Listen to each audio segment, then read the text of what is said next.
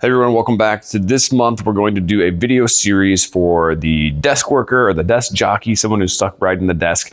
And we're going to go through some easy stretches that you can do to minimize some of that upper back, neck pain, hopefully get rid of some of those tension headaches. Also, we're gonna do some low back stretches, some hip stretches, things that you can do easily in the office, whether you're working actually in the office or whether you're working from home, stuff that you can do in your chair during meetings and Zoom calls and all those meetings that should have just been emails that you have to sit through, things that just keep you moving. The first one that we're going to talk about today is really just your ergonomics of your setup at your desk. Now, some companies I know have ergonomic specialists that can come in and make your desk kind of fitted to you. And if your company offers something like that, I highly recommend you taking advantage of it. But for those that don't, or those that are just kind of winging it or shooting from the hip at home, there's a few principles that you want to try to follow as best you can. So we'll go through some ergonomics today. Now, the first thing we want to get right is our chair positioning. And depending on your setup at home, whether you have a sit-stand desk or whether you just have a basic desk and a regular chair, you kind of have to play with this a little bit. A sit-stand desk gives you a lot more flexibility based on your size. So somebody who is, 5'4" is going to have a different setup than somebody who is 6'2", right? So having a sit-stand desk, I highly recommend it if you can, because it is going to give you additional flexibility and getting everything to the right height for you.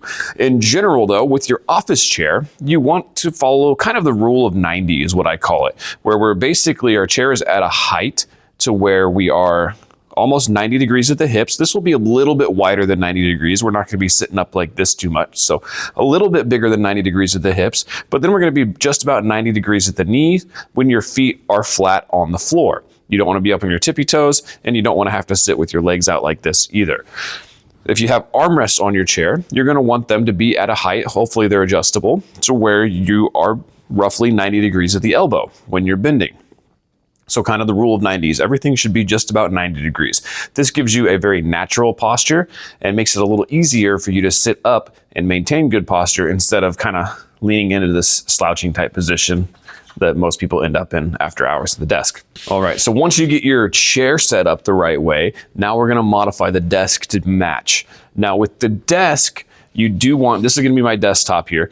With the desk, you do want it to be roughly the same height as where your arms go when you're just relaxing at your sides. So as you slide in, if you were going to tuck into your desk, your arm should basically slide in over the top of your desk, which does mean if you have an armrest, armrest is probably going to nudge into your desk as well. That's okay, right? That gives you a better ergonomic setup. You don't want your desktop to be really high to where you're kind of cranking your wrist to sit on there and type and use your mouse. And you don't want it to be so low that when you're standing, you're doing kind of this thing, right? So if you do have a standing desk, when you bring it up, you also want it to be right about this height for your arms. So your elbows are roughly 90 degrees and you can kind of slide under the desktop.